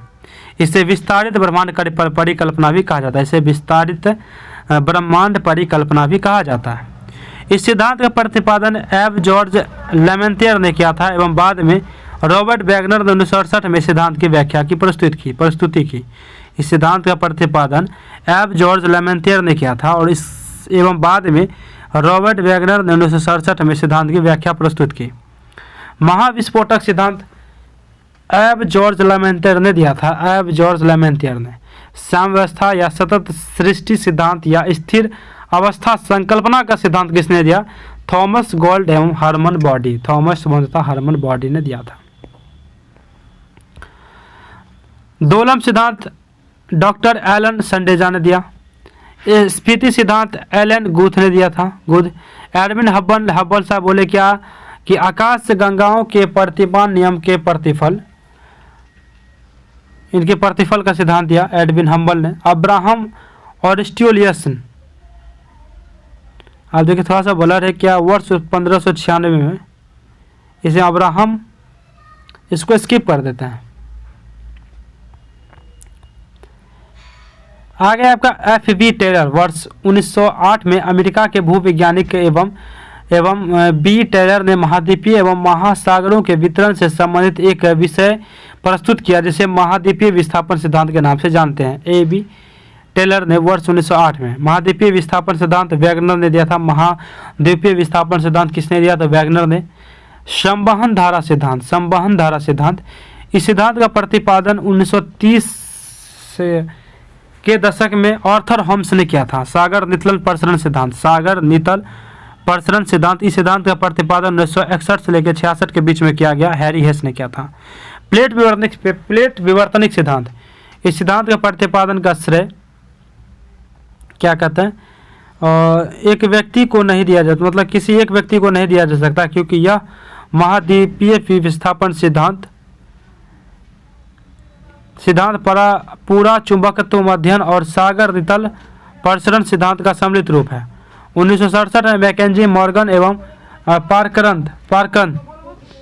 पारकंद ने पूर्व के उपलब्ध विचारों को समन्वित कर प्लेट विवर्तनिक सिद्धांत प्रतिपादित किया। आइंस्टाइन का सापेक्षता सिद्धांत, अल्बर्ट आइंस्टाइन ने अपने सापेक्षता सिद्धांत में बताया कि जब द्रव्यमान विश्राम अवस्था में होता है तो वह उसमें ऊर्जा निहित होती है। इस ऊर्जा को mc² सूत्र से व्यक्त किया जाता है, जहाँ c क्या प्रकाश की चाल है। प्रकाश के संबंध में अनेक वैज्ञानिक द्वारा अपने अपने सिद्धांतों को प्रस्तुत किए गए, जो कि निम्न है। वैज्ञानिक और सिद्धांत की बात करें तो न्यूटन प्रकाश के कणिका सिद्धांत दिए, हाइगेंस प्रकाश का तरंग सिद्धांत दिए, ग्रेमाल्डी प्रकाश का विवर्तनिक सिद्धांत, थॉमस यंग प्रकाश के व्यक्तीकरण सिद्धांत दिए, फोकाल्ट द्रवों में प्रकाश के चाल से संबंधित तरंग सिद्धांत, प्लांक प्रकाश का क्वांटम सिद्धांत, मैक्सवेल ने प्रकाश विद्युतीय चुंबकीय तरंग सिद्धांत दिया, स्वान ने जंतु कोशिका सिद्धांत दिया, अब आते हैं विविध पे है कि नाम, मुख्यालय, स्थापना वर्ष, सदस्य संख्या, उद्देश्य और कार्य। अंतर्राष्ट्रीय पुनर्निर्माण, इसका मुख्यालय वाशिंगटन DC है। स्थापना 1944 ईस्वी में इसकी हुई थी और इसमें सदस्य 189 हैं। उद्देश्य इसका है कि राष्ट्रों के विकास के लिए आर्थिक मदद देना, युद्ध से प्रभावित देशों के पुनर्निर्माण हेतु सहायता देना और विश्व व्यापार में संतुलन लाना। अंतर्राष्ट्रीय वित्त निगम IFC का मुख्यालय वाशिंगटन DC में 1956 ईस्वी में इसका स्थापना हुई थी। इसमें टोटल देश 186 है। इसका उद्देश्य जो है यह विश्व बैंक में संबंधित है। इसके द्वारा आर्थिक विकास को प्रोत्साहन दिया जाता है। विकासशील राज्यों की निजी व्यवसायियों को यह सहायता प्रदान करता है। इसके बाद है आपका अंतर्राष्ट्रीय मुद्रा कोष IMF, इसका मुख्यालय वाशिंगटन DC में 1945 में इसकी स्थापना हुई थी। इसमें टोटल 190 देश है। संगठन का उद्देश्य विश्व के विभिन्न देशों में मुद्रा से संबंधित सहयोग। 190वां देश जो बना है आपका अंडोरा। सहयोग बढ़ाना, विनिमय में स्थिरता लाना, अंतर्राष्ट्रीय व्यापार में सुविधा, उत्पादन में वृद्धि करना तथा सदस्य राष्ट्रों को आर्थिक सहायता प्रदान करना इत्यादि इसका IMF का उद्देश्य है। विश्व व्यापार संगठन WTO इसका शॉर्ट नाम है। जेनेवा में इसका मुख्यालय, स्विट्जरलैंड। 1995 में इसकी स्थापना हुई थी। 164 देश इसमें है और 164 देश जो है 164वां देश जो अभी हाल ही में मतलब ऐड हुआ है अफगानिस्तान। बहुपक्षीय व्यापार समझौते के कार्य बने यानी प्रशासन परिचालन में मदद करना, यह व्यापार तथा प्रशुल्क संबंधों मामलों को निपटाने के लिए एक उपयुक्त मंच प्रदान करना इसका उद्देश्य है। संयुक्त राष्ट्र व्यापार एवं विकास सम्मेलन अंटाट का मुख्यालय कहाँ, इसका भी जेनेवा स्विट्जरलैंड में। 1964 में इसकी स्थापना हुई। 195 टोटल सदस्य देश हैं इसमें। अल्प विकसित देशों के त्वरित आर्थिक विकास हेतु अंतर्राष्ट्रीय व्यापार को प्रोत्साहित करना, व्यवहार व विकास नीतियों का निर्माण तथा क्रियान्वयन करना इसका उद्देश्य है। सार्वभौमिक डाक संघ UPU का स्थापना जो है बर्न स्विट्जरलैंड में किया गया 1874 ईस्वी में। 192 सदस्य टोटल है इसमें। लोगों के बीच संचार बढ़ाने के उद्देश्य से विश्व भर में डाक सेवाओं के क्षेत्र में अंतर्राष्ट्रीय सहयोग करना इसका उद्देश्य है। उसके बाद आपका संयुक्त राष्ट्र विकास कार्यक्रम UNDP का मुख्यालय न्यूयॉर्क में है। 1966 ईस्वी में इसकी स्थापना किया गया। 117 देश इसमें टोटल हैं। यह संपूर्ण एशिया, अफ्रीका, लैटिन अमेरिका, अरब जगत एवं यूरोपीय क्षेत्रों में जीवन स्तर में सुधार लाने तथा आर्थिक वृद्धि में तीव्रता लाने में सहयोग देगा। प्रतिवर्ष मानव विकास रिपोर्ट भी प्रकाशित करेगा। कौन तो UNDP। अंतर्राष्ट्रीय श्रम संगठन ILO का मुख्यालय जेनेवा में है। 1919 में इसका स्थापना हुई। 187 देश टोटल है। 187वां देश जो है टोंगा। अंतर्राष्ट्रीय आधारों पर श्रमिकों के हितों की रक्षा करना इसका उद्देश्य है। UN वुमन इसका मुख्यालय न्यूयॉर्क में है और इसकी स्थापना 2010 में हुई थी। 41 देश इसमें टोटल है शामिल। लिंग समानता व महिला सशक्तिकरण इसका उद्देश्य है। विश्व मौसम विज्ञान संगठन WMO इसका मुख्यालय कहाँ है, जेनेवा में है। 1950 में इसकी स्थापना हुई। WMO की 193 सदस्य टोटल है। यह संगठन विश्व के मौसम विज्ञान संबंधित कार्यों को एक रूपता देने और उनका मानवीयकरण करने तथा सुधार लाने के लिए कार्यरत है। संयुक्त राष्ट्र शैक्षिक विज्ञान तथा सांस्कृतिक संगठन यूनेस्को इसका मुख्यालय पेरिस है। 1945 में इसकी स्थापना हुई। 193 देश टोटल है इसमें, जिसमें से 11 सहायक सदस्य हैं। यूनेस्को अंतर्राष्ट्रीय जगत में शिक्षा, प्राकृतिक विज्ञान, सामाजिक एवं मानवीय विज्ञान तथा संस्कृति के माध्यम से राष्ट्रों के बीच परस्पर सहयोग द्वारा शांति एवं सद्भाव को प्रोत्साहन देता है। खाद्य और कृषि संगठन FAO की स्थापना रोम में किया गया है। इसका मुख्यालय रोम में है और इसका स्थापना 1945 में किया गया। 194 देश इसमें अभी शामिल है। पौष्टिक आहार की व्यवस्था, रहन सहन के स्तर को ऊंचा उठाना, वन और मत्स्य पालन उद्योग को प्रोत्साहित करना, संस्था के कार्यों में खाद्य एवं कृषि संबंधित अनुसंधान, कृषि एवं खाद्य सामग्री पर निरीक्षण, प्राकृतिक संसाधनों का संरक्षण देना। अंतर्राष्ट्रीय परमाणु ऊर्जा अभिकरण IAEA का मुख्यालय वियना में है। 1957 इसका स्थापना किया गया। 175 देश टोटल शामिल है इसमें और 175वां देश इसमें है टोंगा। शांतिपूर्ण कार्यों के लिए अणुशक्ति के उपयोग को प्रोत्साहन देना, किसी भी प्रकार के सैनिकवाद को रोकना इसका उद्देश्य है। विश्व स्वास्थ्य संगठन यानी WHO का मुख्यालय जेनेवा में है। 1948 में इसकी स्थापना किया गया। 194 देश टोटल इसमें है। विश्व के देशों के स्वास्थ्य संबंधित समस्याओं पर आपसी सहयोग एवं मानक विकसित करना इसका उद्देश्य है। संयुक्त राष्ट्र अंतर्राष्ट्रीय बाल कोष यानी यूनिसेफ का मुख्यालय कहाँ, न्यूयॉर्क में है। इसका मुख्यालय कहाँ है, 1946 में संयुक्त राष्ट्र अंतर्राष्ट्रीय बाल कोष यूनिसेफ का मुख्यालय न्यूयॉर्क में है। 1946 में इसकी स्थापना किया गया। इसका उद्देश्य स्वास्थ्य, पोषण इत्यादि कार्यों के माध्यम से बाल कल्याण में सहयोग करना तथा दैवीय आपदा के समय शिशु व बच्चों की सहायता करना इसका उद्देश्य है। इसके बाद है आपका विश्व बौद्धिक संपदा संगठन WIPO का स्थापना जेनेवा में है यानी मुख्यालय इसका जेनेवा है। 1967 में इसकी स्थापना किया गया। 193 सदस्य टोटल है इसमें। प्रौद्योगिकी हस्तांतरण प्रक्रिया को सरल बनाना, रचनात्मक गतिविधियों को प्रोत्साहन देना, कलात्मक तथा साहित्य प्रसार तथा औद्योगिक एवं सांस्कृतिक विकास को बढ़ावा देना तथा बौद्धिक संपदा संरक्षण में सहायता देना, चालू संधियों तथा समझौते को स्वीकृति एवं प्रोत्साहन देना, राष्ट्रीय बौद्धिक संपदा कानून के निर्माण में मदद करना तथा विकासशील देशों को विधिक एवं प्रौद्योगिक संबंधित सहायता प्रदान करना इसका उद्देश्य है। अंतर्राष्ट्रीय दूरसंचार संघ ITU का मुख्यालय कहाँ है? जेनेवा में है।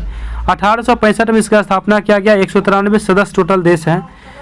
इसमें है क्या कि दूर संचार क्षेत्र में अंतर्राष्ट्रीय सहयोग आपातकाल में, क्या कहते हैं, दूर संचार क्षेत्र में अंतर्राष्ट्रीय सहयोग देना इसका मुख्यालय, मतलब इसका काम है मेन उद्देश्य। विश्व खाद्य कार्यक्रम WFP, विश्व खाद्य कार्यक्रम, इसका मुख्यालय रोम इटली में 1961 में इसकी स्थापना किया गया।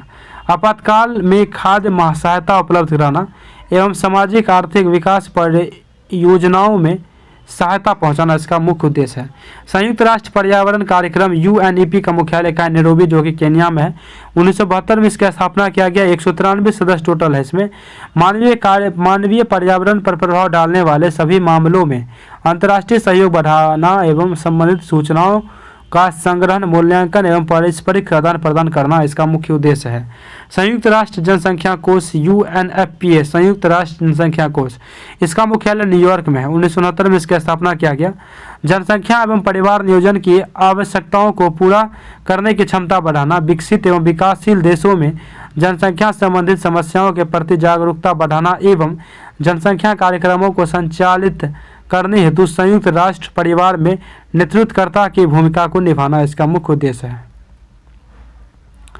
महत्वपूर्ण अंतर्राष्ट्रीय यानी राष्ट्रीय दिवस की अगर बात करें तो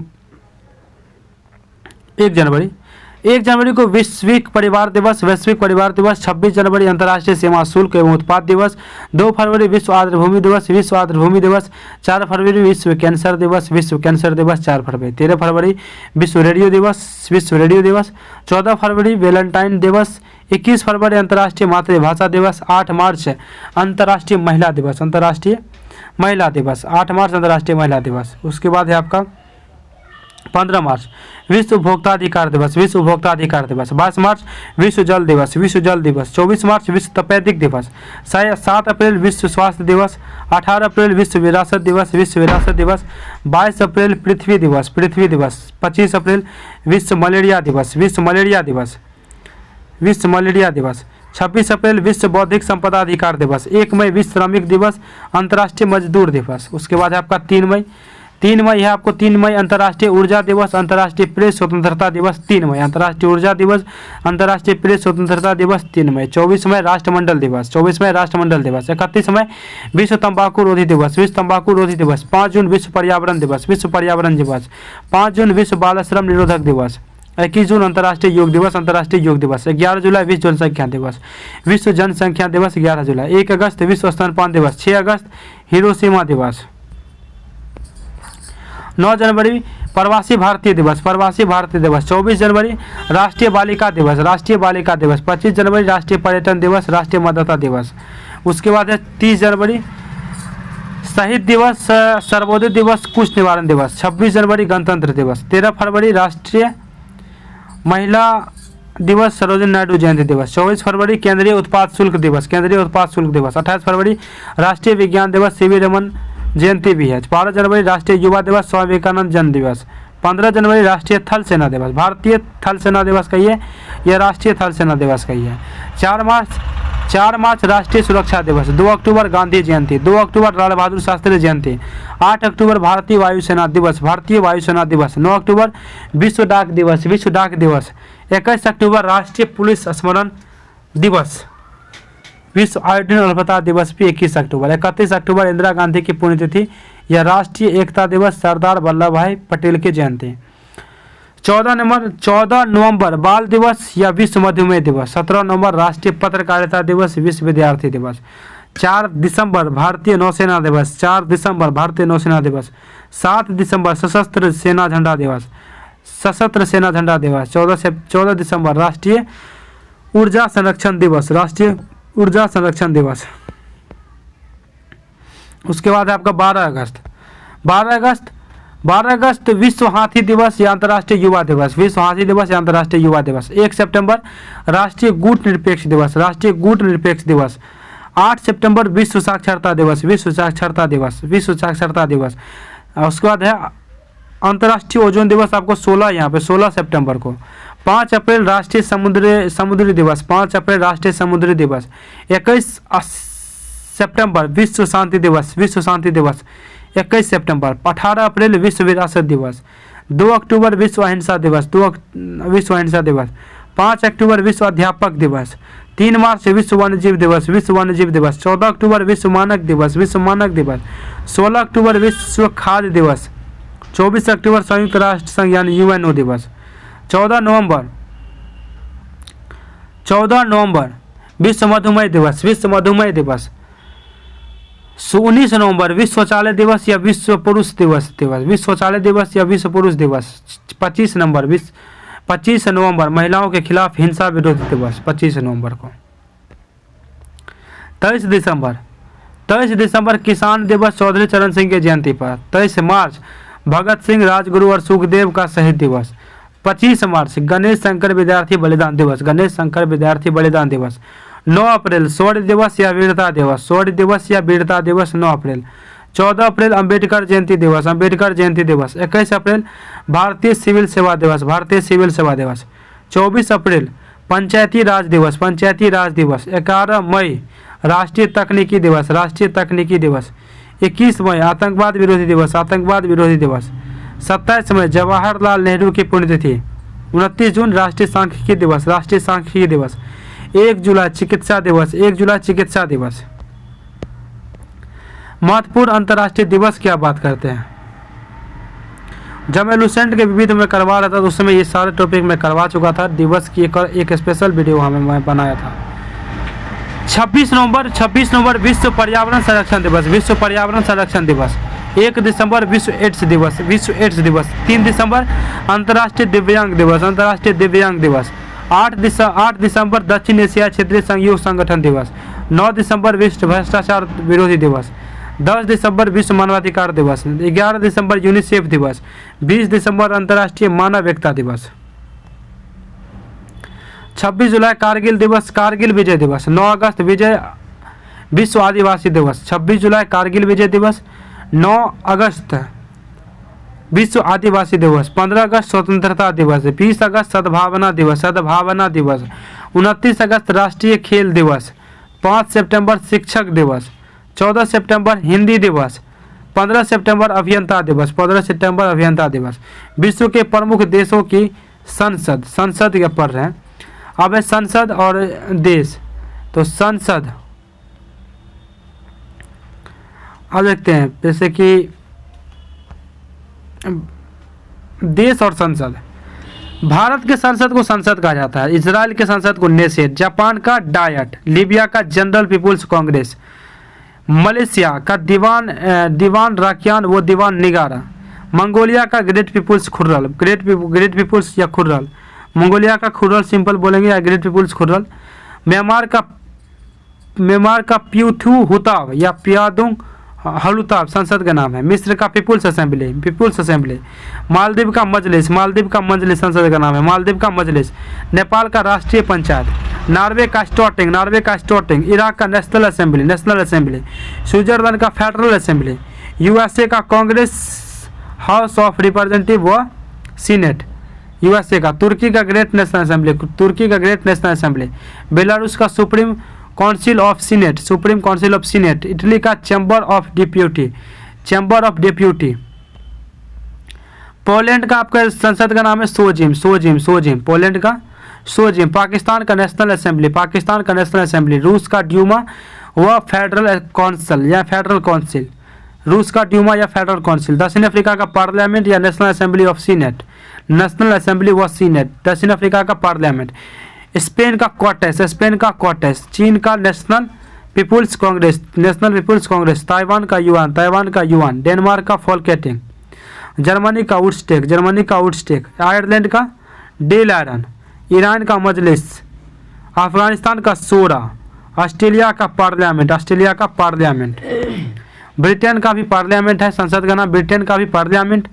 उसके बाद है आपका ब्रिटेन के बाद ब्रिटेन का हो जाएगा पार्लियामेंट, और ब्राज़ील का हो जाएगा कांग्रेस, ब्राज़ील का कांग्रेस, चैम्बर ऑफ डिप्यूटीज, और कनाडा का पार्लियामेंट। प्रमुख व्यक्तियों के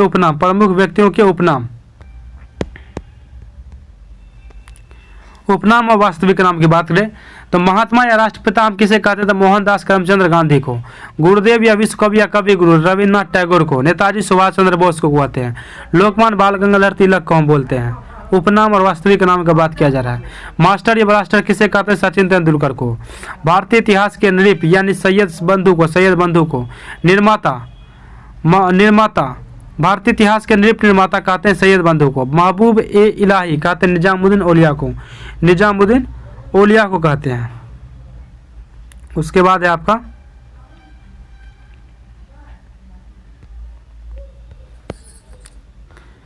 ये उपनाम ही है सारे यहाँ तक।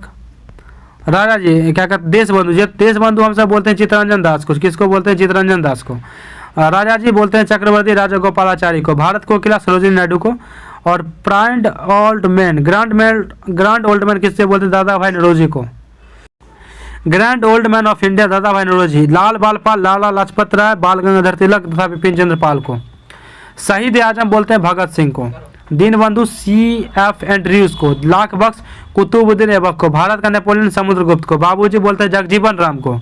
निर्मल हृदय किसे बोलते हैं? तो मदर टेरेसा का उपनाम है। गरीब नवाज मुहिउद्दीन चिश्ती को। बंगबंधु शेख मुजीबुर रहमान को। लौह पुरुष सरदार वल्लभ भाई पटेल को। लोकमान्य जयप्रकाश नारायण को। पंडित चाचा जवाहरलाल नेहरू को। शांति पुरुष लाल बहादुर शास्त्री को। पंजाब केसरी लाला लाजपत राय को। महामना किसे बोलते हैं? तो मदन मोहन मालवीय को। आंध्र केसरी टी प्रकाशम को। हॉकी का जादूगर मेजर ध्यानचंद। विद्यासागर बंदोपाध्याय। देश प्रिय यतीन्द्र मोहन सेनगुप्त। सीमांत गांधी खान अब्दुल गफ्फार खान। तोता हिंद अमीर खुसरो को। स्वर कोकिला लता मंगेशकर को। प्रमुख व्यक्तियों के संबंध स्थान और व्यक्तित्व। शांति निकेतन संबंधित है आपको रविन्द्रनाथ टैगोर से। तलवंडी गुरु नानक से। राजघाट महात्मा गांधी से। विजय घाट लाल बहादुर शास्त्री से। शक्ति स्थल इंदिरा गांधी से। ये आपको बोल सकते हैं समाधि स्थल टाइप का। अभय घाट मोरारजी देसाई। अभय घाट किसका मतलब समाधि स्थल है? तो मोरारजी देसाई का। कर्मभूमि शंकर दयाल शर्मा का। किसान घाट चौधरी चरण सिंह। और कपिल वस्तु जो कि बोध गया में, वो आपको गौतम बुद्ध के लिए। कपिल वस्तु बोध गया लुम्बिनी कुशीनगर ये संबंधित स्थल, ये इनके संबंधित स्थल है आपका गौतम बुद्ध का। किसान घाट एक तरह से समाधि स्थल है किसका? चौधरी चरण सिंह का। शांतिवन तीन मूर्ति भवन जवाहरलाल नेहरू। वीरभूमि राजीव गांधी। समता स्थल जगजीवन राम। महापर्यान घाट डॉक्टर राजेंद्र प्रसाद। भारत के भौगोलिक उपनाम की बात करें, भारत के भौगोलिक उपनाम। बागों का सर किसे बोलते हैं? बेंगलोर को। बागों का सर बोलते हैं बेंगलोर को बागों का सर। उसके बाद है कि उत्तर भारत का मैनचेस्टर कानपुर को।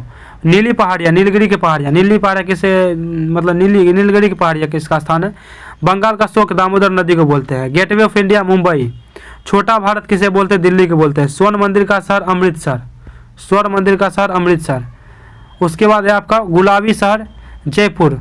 भारत का पेरिस जयपुर। गगनचुंबी भवनों का शहर कोलकाता। अरब सागर की रानी कोच्चि को बोलते हैं लॉन्ग द्वीप जंजीबार। झीलों का शहर उदयपुर। झीलों का नगर श्रीनगर को बोलते हैं। इसके बाद है आपका भारत के शहरों के परिवर्तित नाम यानी नाम को जो परिवर्तित किया गया है। तो पहले था आपका प्राचीन नाम कलकत्ता बन गया आपको बाद में कोलकाता। क्या बन गया? तो कोलकाता बन गया कोलकाता। पांडुचेरी बन गया पुडुचेरी। मद्रास बन गया चेन्नई। कोचीन बन गया कोच्चि। गुवाहाटी बन गया गुवाहाटी। असम बन गया असोम। कालीकट हो गया कोझिकोड हो गया कोझिकोड। इलाहाबाद हो गया आपका प्रयागराज। बनारस हो गया आपका वाराणसी। औरंगाबाद हो गया संभाजीनगर। संभाजीनगर। बम्बई हो गया मुंबई, बम्बई हो गया मुंबई। पूना हो गया पुणे, पुणे पुणे। तंजौर हो गया तंजावुर, तंजावुर तंजावुर। उत्तरांचल हो गया उत्तराखंड, उत्तरांचल हो गया उत्तराखंड। त्रिवेंद्रम हो गया तिरुवनंतपुरम, तिरुवनंतपुरम, त्रिवेंद्रम। देखिए भाग 5 आपका हो गया है, भाग 5 हो गया है। भाग 6 से लेकर 18 तक जल्द ही कवर किया जाएगा। जुड़े रहिएगा मेरे साथ। धन्यवाद, जय हिंद।